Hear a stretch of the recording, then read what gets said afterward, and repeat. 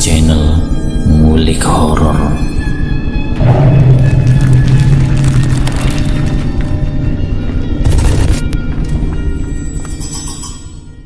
Assalamualaikum warahmatullahi wabarakatuh. Kembali lagi di channel Ngulik Horor. Channel ini menceritakan tentang kisah-kisah misteri. Pada kesempatan kali ini saya akan membawakan kisah misteri yang diambil dari YouTube-nya Ngulik Misteri dan ditulis oleh @nafila. Kalian juga dapat mengunjungi YouTube-nya Ngulik Misteri ya. Nanti link saya akan sediakan di kolom deskripsinya. Oh ya, di dalam cerita ini nama dan tempatnya disamarkan semua ya, untuk menjaga privasi pihak yang terlibat di dalamnya. Yuk daripada kita lama-lama, langsung saja kita simak ceritanya. Bismillahirrohmanirrohim. Kali ini saya akan membawakan kisah misteri yang berjudul Ayahku Selalu Mencatat Nama Orang Yang Akan Ditumbalkan. Di kesempatan kali ini saya akan menceritakan satu kisah tentang bagaimana seorang yang pernah melakukan pesugihan tapi menjadi korban dari pesugihannya sendiri. Cerita ini saya angkat dari salah satu narasumber, yaitu dari anak si pelaku pesugihan, yang dimana ayahnya ini menjadi korban pelaku pesugihannya sendiri. Pelaku pesugihan ini sebut saja namanya Pak Darmo, dan juga anaknya sebut saja namanya Iman. Di awal cerita, keluarganya Pak Darmo yang memang dari golongan keluarga yang sederhana, tapi semenjak ritual-ritual pesugihan yang dilakukan oleh Pak Darmo, kekayaannya berubah secara drastis. Apalagi dengan beberapa kematian dari keluarganya, termasuk juga orang tuanya. Anak pertamanya yaitu kakaknya Iman dan juga dari keponakannya sendiri. Di sini Pak Darmo yang sudah menjadi orang kaya raya di kampungnya yang membuat usaha-usaha yang dilakukan Pak Darmo serasa dibutuhkan di lingkungan di mana ia tinggal. Salah satunya di toko material di bidang konveksi dan juga di bidang usaha-usaha lainnya yang memang dikelola oleh Pak Darmo. Yang saya ingin ceritakan di sini tentang bagaimana kisah Pak Darmo waktu mencari tumbal atau mencari korban pesugihan. Setelah orang tua atau bagian keluarganya yang ditumbalkan dengan berbagai macam caranya, dengan kelicikannya Pak Darmo di setiap tahun yang memang salah satu pesugihan ini harus menyerahkan tumbal untuk diserahkan kepada sesembahannya. Pak Darmo menggunakan cara dengan memberikan lebih, memberikan sesuatu kepada orang-orang yang ingin diincarnya untuk dijadikan tumbalnya.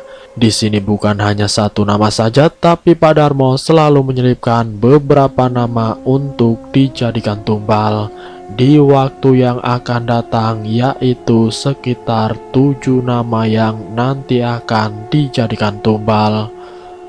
Dengan cara memberikan uang lebih kepada pekerjanya dan dengan memberikan barang tanpa meminta timbal balik. Yang namanya suatu pemberian dengan jumlah yang lebih, biasanya orang kampung mengartikan dengan pinjaman atau titipan. Tapi berbeda dengan Pak Darmo yang dikenal sebagai konglomerat di kampungnya. Sebagai orang kaya raya, nominal 1 juta, 2 juta yang diberikan kepada beberapa pegawainya, dan Pak Darmo tidak pernah meminta dikembalikan. Disinilah titik balik yang dimana Pak Darmo mudah mencari tumbal pesugihannya, yang menurut cerita para pegawainya di sini, ketika ingin mengembalikan uang yang diberikan oleh Pak Darmo ini enggan menerimanya kembali. Jika dikembalikan, orang yang berniat mengembalikan ini dipecat begitu saja tanpa berpikir panjang. Jadi orang-orang yang sering dibantu oleh Pak Darmo ini merasa canggung dan merasa bingung ketika pihak dari keluarga pegawai atau pekerjanya Pak Darmo ini berkeluh kesah. Yang namanya pekerja pasti ada pasang surutnya. Dan yang namanya suatu kebutuhan pasti banyak yang harus dicukupi. Tapi ketika keluhan itu didengar oleh Pak Darmo akan langsung memberikan uang secara cuma-cuma. Pak Darmo yang dikenal dengan kedermawaannya ini yang membuat para pegawainya merasa takut, dikarenakan sudah banyak yang menjadi korban daripada pesugihannya. Karena ketakutan dari pekerjaannya yang harus bagaimana lagi mencari tempat kerja selain di tempat Pak Darmo.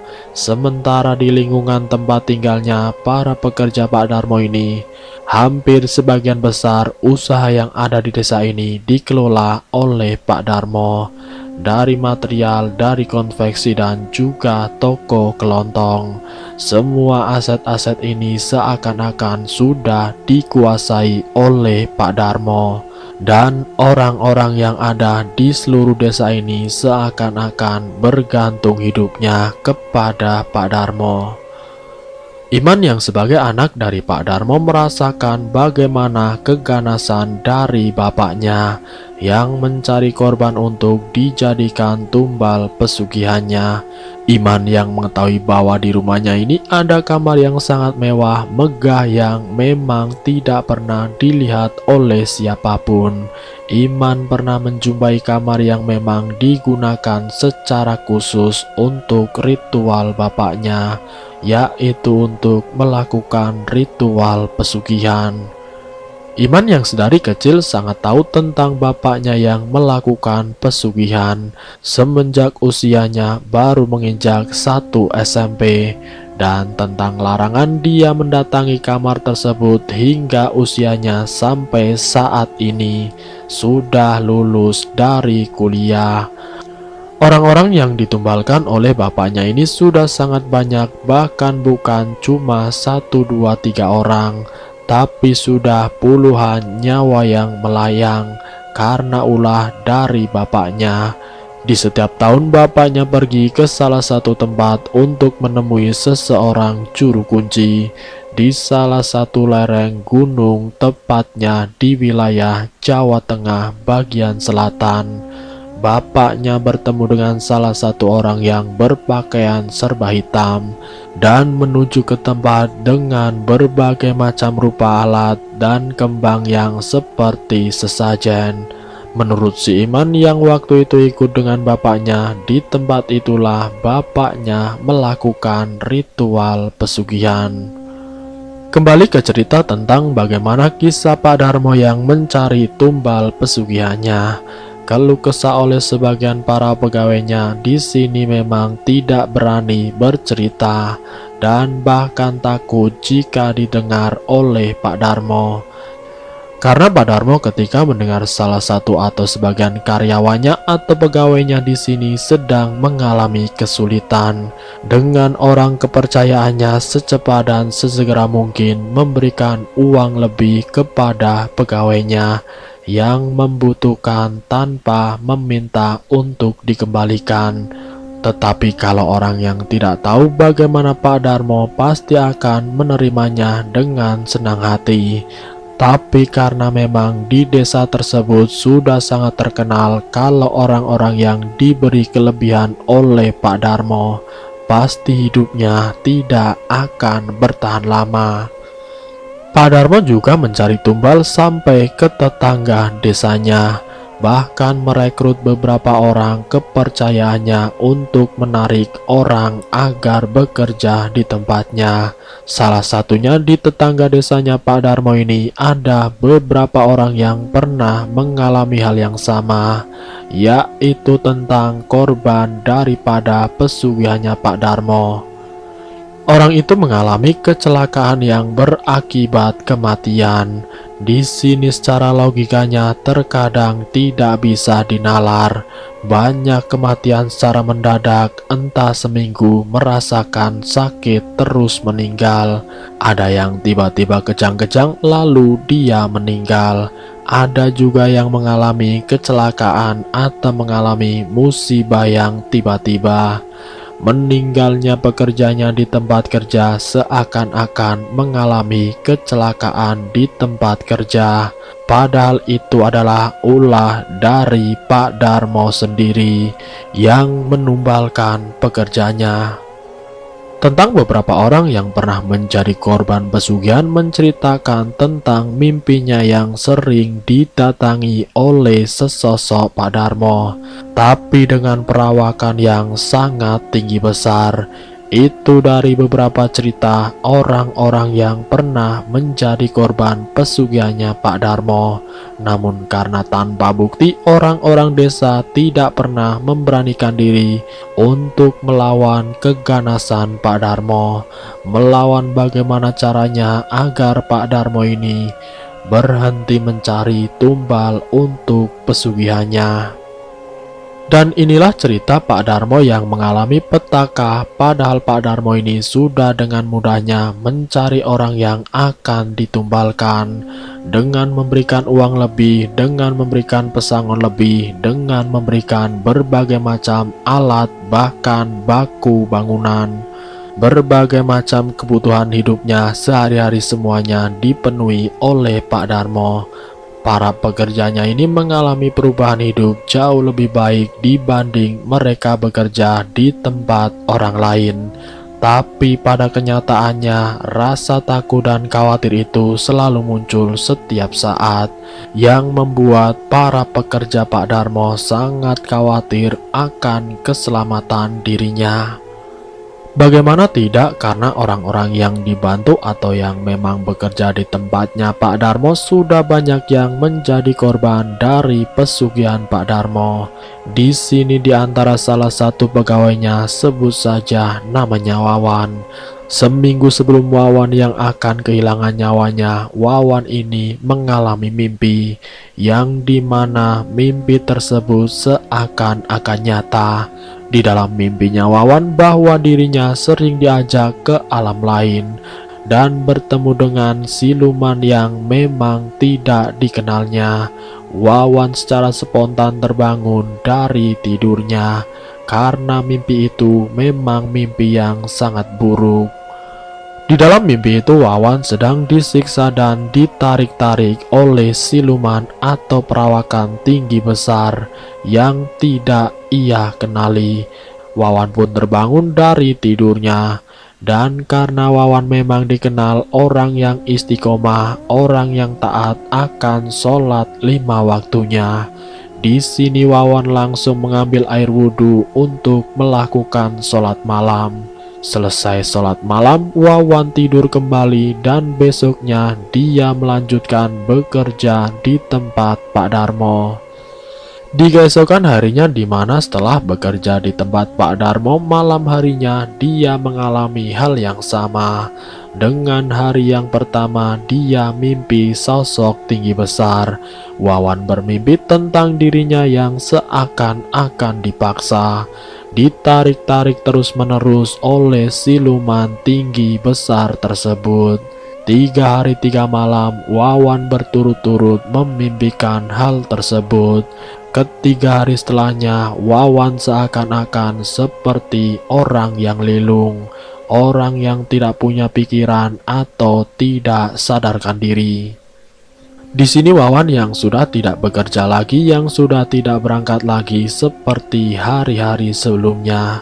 Mimpi yang dialami Wawan itu memang pernah diceritakan kepada orang tuanya. Semenjak saat itu, secara tiba-tiba Wawan yang ada di dalam kamarnya, dia sering melamun. Ditanya makan, ditanya minum, tidak pernah mau menerima. Dan bahkan pernah sehari semalam Wawan ini mengunci kamarnya, yang membuat orang tuanya bingung. 1 hari 2 hari Wawan tidak makan, tidak minum, membuat orang tuanya khawatir, cemas tentang kesehatan dan bahkan kondisi fisik si Wawan. Karena kekhawatiran yang lebih, orang tuanya ini berusaha berikhtiar mencari cara agar anaknya ini bisa sembuh dari apa yang sedang menimpa Wawan. Orang tuanya mencari beberapa informasi tentang orang yang bisa mengobati Wawan. Kebetulan di salah satu tetangga desanya, orang tua Wawan menemukan salah satu nama. Tapi nama tersebut memang sudah meninggal dunia. Tapi kiai itu mempunyai keturunan yang saya sebut di sini namanya Pak Usman. Pak Usman yang memang kebetulan baru pulang dari salah satu pesantren di wilayah Jawa Timur, dan orang tuanya Wawan yang memang sedang berusaha mencari cara atau mencari orang agar bisa mengobati Wawan. Karena saat Wawan dibawa ke rumah sakit, dari pihak dokter mengatakan tidak ada gejala secara diagnosa dokter. Tidak ada gejala yang mengakibatkan Wawan ini tidak mau makan dan juga tidak mau minum. Juga secara mentalnya, menurut Pak Dokter, Wawan dalam keadaan gila atau mengalami depresi. Mungkin depresi karena mimpi yang sering dialami setiap malamnya, yang membuat Wawan akhirnya hilang kesadaran. Karena tidak ada kepastian dari pihak dokter, orang tuanya ini mencari cara lewat cara alternatif, yaitu meminta bantuan kepada Pak Usman. Orang tuanya bercerita tentang apa yang dialami si Wawan. Pak Usman mendengarkan sembari meyakinkan lewat kebatinannya bahwa apa yang diceritakan orang tuanya Wawan nyata apa adanya. Dari cerita yang disampaikan orang tuanya Wawan, Pak Usman mendengarkan secara detailnya. Keesokan harinya Pak Usman akhirnya mendatangi kediaman Wawan. Sampai di sana, orang tuanya Wawan mempersilahkan Pak Usman untuk melihat sekeliling rumahnya dan melihat kondisi si Wawan. Di sini dengan apa yang dipahami oleh Pak Usman, karena Pak Usman yang memang terkenal sebagai orang yang memang mempunyai kelebihan soal kebatinan, Pak Usman akhirnya duduk di depan atau di ruang tamu sambil bercerita tentang Wawan sebenarnya, apa yang sedang dialami Wawan sehingga kondisinya seperti itu. Namun tiba-tiba kebetulan waktu itu azan maghrib sudah terdengar. Orang tuanya Wawan menyarankan agar Pak Usman ini melakukan sholat di rumahnya, melakukan sholat maghrib dan dilanjutkan dengan sholat hajatnya. Ketika sholat hajat itu selesai, dilanjutkan dengan zikir. Pak Usman di sini mendapatkan secara kebatinannya, dia mendapatkan petunjuk bahwa apa yang dialami Wawan, sukmanya Wawan sedang di bawah disiksa oleh makhluk tinggi besar, tapi di dalam alam gaib, yang memang alam tersebut bukanlah alam manusia. Dan di alam tersebut ada satu sosok manusia yang tidak dikenal oleh Pak Usman. Setelah Pak Usman selesai berzikir, dia bangkit dan duduk di ruang tamu sambil bercerita kepada orang tua si Wawan. Pak Usman menceritakan tentang apa yang dia tahu. Kalau yang dialami Wawan di sini dalam keadaan kritis, di mana sukma Wawan ini sudah tidak menyatu di dalam raganya. Jadi Wawan ini kondisinya hanya wujud raga, tapi sukmanya sudah dibawa ke alam lain. Tapi menurut Pak Usman ini ada sosok seorang yang dimana dia tidak kenal. Orang tuanya pun menanyakan tentang ciri-ciri orang tersebut, dan Pak Usman menceritakan ciri-ciri yang memang nampak jelas di dalam zikirnya. Pak Usman menceritakan tentang bagaimana ciri-ciri orang yang dimaksud dalam zikirnya. Orang tuanya Wawan yang mendengar ucapan dari Pak Usman yang mengenal tentang ciri-ciri tersebut, yang hanya mengarah ke salah satu nama, yaitu bosnya dari si Wawan, di mana Wawan ini bekerja dengan Pak Darmo. Pak Usman mendapatkan jawaban tentang sosok tersebut, dan Pak Usman ini menceritakan tentang bagaimana Pak Darmo yang bersekutu dengan iblis atau siluman yang mengajak Wawan agar mau dijadikan budak pesugihan dari Pak Darmo. Mendengar cerita dari Pak Usman, sontak saja orang tuanya Wawan kaget dan langsung marah secara spontan. Ketika orang tuanya Wawan marah dan meminta Pak Usman agar membantunya, bagaimana caranya agar anaknya bisa selamat dari iblis itu. Dengan jawaban yang sederhana, Pak Usman meminta kedua orang tuanya dan juga seluruh keluarganya ini agar bersama-sama saling mendoakan. Semoga Allah mengizinkan apa yang saya usahakan. Semoga bisa menyelamatkan atau menarik Sukma Wawan agar bisa kembali ke raganya, agar bisa utuh dan kumpul kembali dengan keluarganya. Akhirnya atas saran Pak Usman, di sini semuanya yang kebetulan selesai sholat maghrib. Di sini Pak Usman meminta kepada salah satu keluarganya untuk membeli botol aqua yang masih utuh. Keluarganya ini memberikan botol aqua besar kepada Pak Usman dengan ayat-ayat suci Al-Quran dan juga lantunan-lantunan zikir dan juga sholawat. Pak Usman membacakan itu semua di depan botol aqua yang memang keadaannya masih tersegel, yang belum dibuka sama sekali. Selesainya Pak Usman membacakan doa dalam botol tersebut dibuka oleh orang tuanya agar diminumkan segera kepada Wawan. Di hadapan Pak Usman, Wawan yang masih terbaring di atas kasurnya. Air aqua diminumkan dan sebagian tubuhnya dibasuh dengan air yang sudah didoakan. Pak Usman melihat reaksi Wawan yang seakan-akan kembali normal, tapi belum sepenuhnya dia mengenal orang tuanya dan keluarganya. Disinilah Wawan merasakan bagaimana dia mengalami siksa di alam gaib. Semalaman Pak Usman tidak meninggalkan tempat tidurnya Wawan, yang dimana Wawan terbaring di atas kasur. Di tengah malam sekitar jam 1 malam, Pak Usman melanjutkan dengan sholat hajatnya di kamar yang sudah disediakan keluarganya Wawan. Selesainya Pak Usman melakukan sholat malam tersebut, banyak suara-suara aneh terdengar di antara tempat tidur Wawan. Suara seperti lemparan batu di atap rumah, dan suara api petasan yang menggelegar. Bahkan suara teriakan-teriakan yang sangat keras yang membuat keluarganya Wawan merasa takut. Pak Usman di sini masih dalam keadaan zikir, dan suara-suara itu semakin kencang, semakin jelas terdengar oleh keluarganya. Selesainya Pak Usman melakukan zikir yang hampir 1 jam lamanya, Pak Usman fokus dengan tubuh Wawan yang masih terbaring dengan membacakan lantunan ayat suci Al-Quran dan juga beberapa tasbih, zikir, dan juga sholawat yang dibacakan.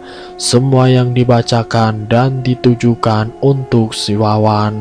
Di sini hampir jam 3 pagi, Wawan merasakan bagaimana tubuhnya bisa digerakkan, bisa duduk di atas tempat tidurnya, tapi tubuhnya belum sepenuhnya pulih. Masih dalam pertarungannya dengan siluman iblis yang memang membawa Sukma Wawan untuk dijadikan tumbal dari sesembahannya Pak Darmo. Mungkin malam itu adalah malam terakhir dari si Wawan. Kalau memang malam itu Wawan tidak terselamatkan, mungkin Wawan yang akan menjadi tumbal. Tapi karena kegigihannya dan juga keyakinannya Pak Usman atas kuasa dan izin dari Allah, di sini Pak Usman membantu Wawan dan keluarganya juga ikut membantu dengan membacakan ayat suci Al-Quran. Dari jam 1 malam sampai hampir Pak Usman memberhentikan membaca ayat-ayat suci dan juga berbagai macam wirid yang memang ditunjukkan kepada Wawan. Sehabis sholat subuh di sini Pak Usman akhirnya bercerita tentang apa yang sebenarnya terjadi kepada Wawan dan keluarganya. Jadi hampir 1 malam penuh Pak Usman menjaga kondisi Wawan agar sukmanya bisa utuh, agar tidak dibawa oleh siluman yang memang menjadi sesembahan Darmo. Setelah Pak Usman duduk sebentar dengan keluarganya dan akhirnya Pak Usman meminta izin untuk pulang ke rumahnya karena Pak Usman sudah merasa lelah dan letih sehingga Pak Usman butuh beristirahat. Lalu kemudian Pak Usman diizinkan pulang dengan diantar salah satu keluarganya Wawan menuju ke desa sebelah yang memang jaraknya lumayan jauh, kira-kira hampir setengah jam perjalanan dari rumah Wawan menuju ke tempat rumah Pak Usman. Saat Pak Usman pulang, keluarganya Wawan mendengar berita duka dan yang meninggal dunia adalah Pak Darmo. Keluarganya Wawan semakin penasaran apa yang sebenarnya terjadi semalam ketika Pak Usman membantu si Wawan. Apakah ada kaitannya dengan meninggalnya Pak Darmo sebagai majikan si Wawan? Rasa penasaran itu muncul dan akhirnya salah satu keluarganya ini mendatangi tempat Pak Usman. Sesampainya di sana, keluarganya ini menceritakan tentang meninggalnya Pak Darmo, majikan dari si Wawan. Keluarganya Wawan menanyakan apakah ada kaitannya dengan kematian Pak Darmo dengan selamatnya Wawan. Di sini dijawab oleh Pak Usman, mungkin saja ketika zikir, ketika sedang membacakan lantunan ayat suci Al-Quran dan juga membantu menarik sukma dari cengkraman iblis. Dan soal meninggalnya Pak Darmo di sini itu urusan yang di atas, bukan saya yang mengakibatkan kematian dari Pak Darmo. Itulah penjelasan dari Pak Usman. Mendapatkan jawaban tentang hal tersebut, keluarganya Wawan hanya bisa menerima apa yang disampaikan Pak Usman. Tapi masih penasarannya, dia menanyakan kembali apakah ada kaitannya. Apakah yang sebenarnya terjadi? Apa karena Wawan bisa selamat terus yang tidak selamat di sini Pak Darmo? Pak Usman pun menjawab, mungkin karena selamatnya Wawan di sini, mungkin saja iblis ini akhirnya menarik Pak Darmo untuk dijadikan tumbalnya. Mungkin saja si pelaku pesugihan di sini yang akhirnya menerima akibatnya karena kegagalannya dalam menumbalkan orang yang akan dijadikan tumbal untuk sesembahannya. Singkatnya, semenjak kematian dari Pak Darmo, 3 hari setelahnya salah satu keluarganya Pak Darmo, yaitu si Iman mendatangi kediaman si Wawan untuk menanyakan tentang Wawan yang memang beberapa hari sebelum meninggalnya Pak Darmo, bapaknya Iman, Wawan tidak berangkat bekerja.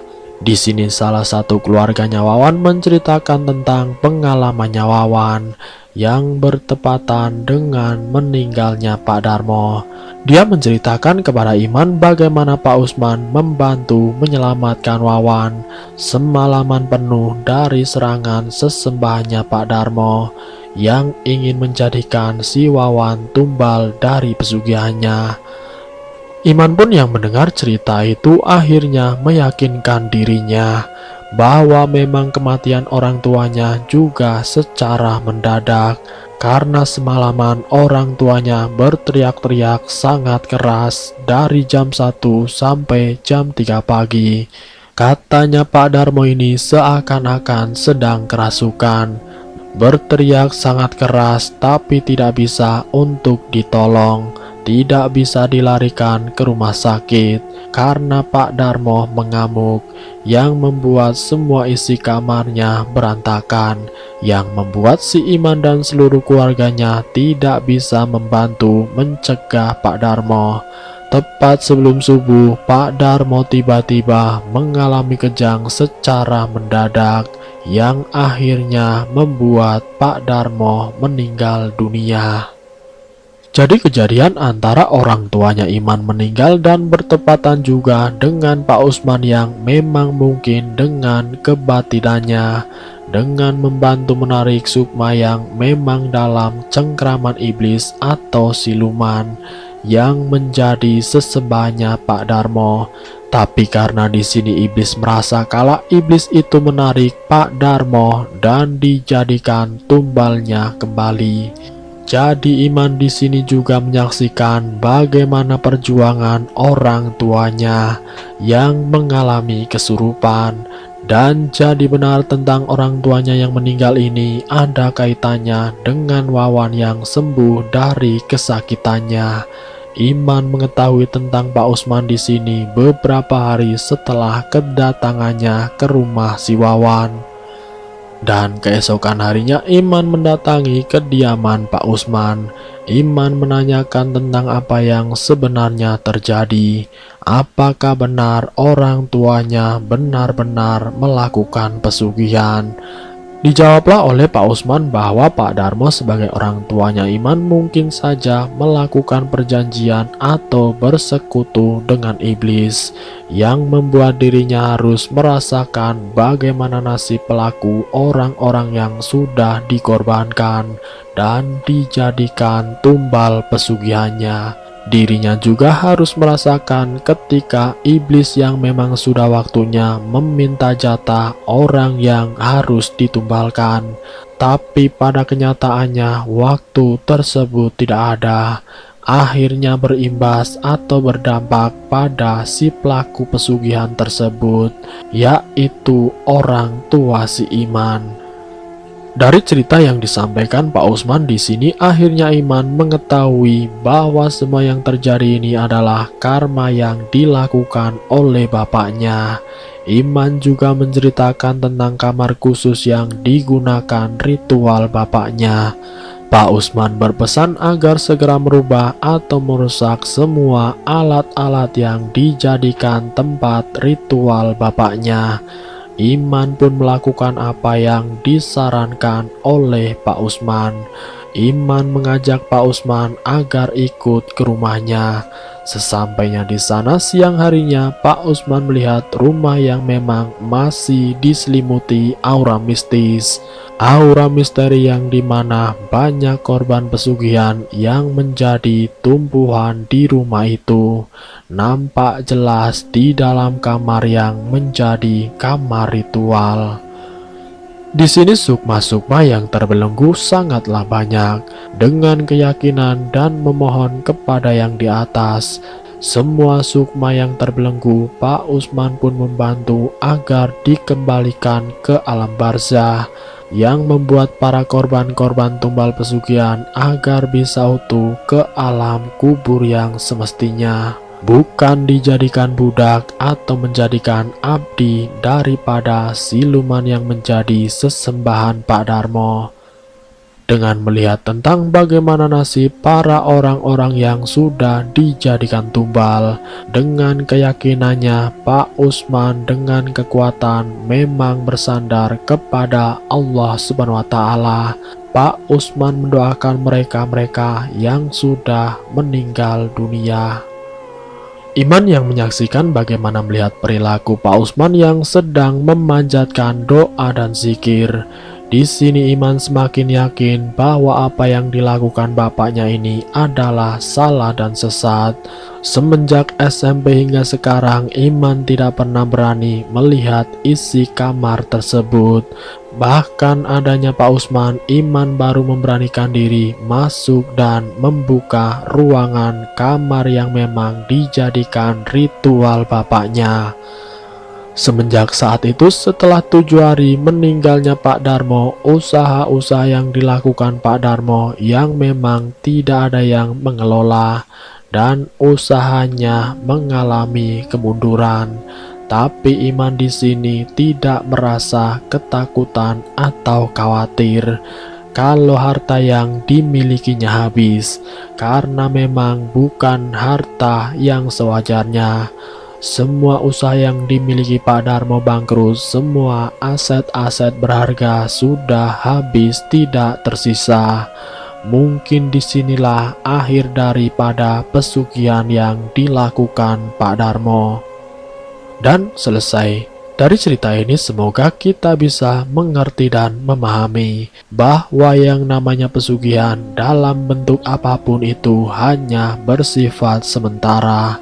Ketika si pelaku pesugihan yang memang bersekutu dengan iblis di sini meninggal, biasanya rata-rata kekayaan yang dimilikinya akan habis dengan berbagai macam cara, karena iblis ini akan menarik kembali apa yang sudah diberikan, apa yang sudah membuat si pelaku ini menjadi kaya raya, menjadi orang yang hebat karena bantuan dari iblis.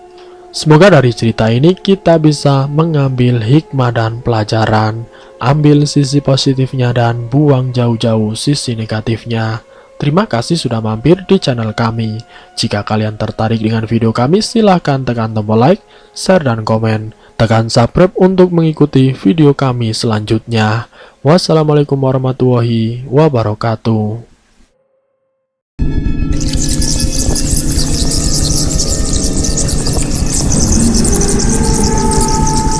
Selamat datang di channel Ngulik Horor.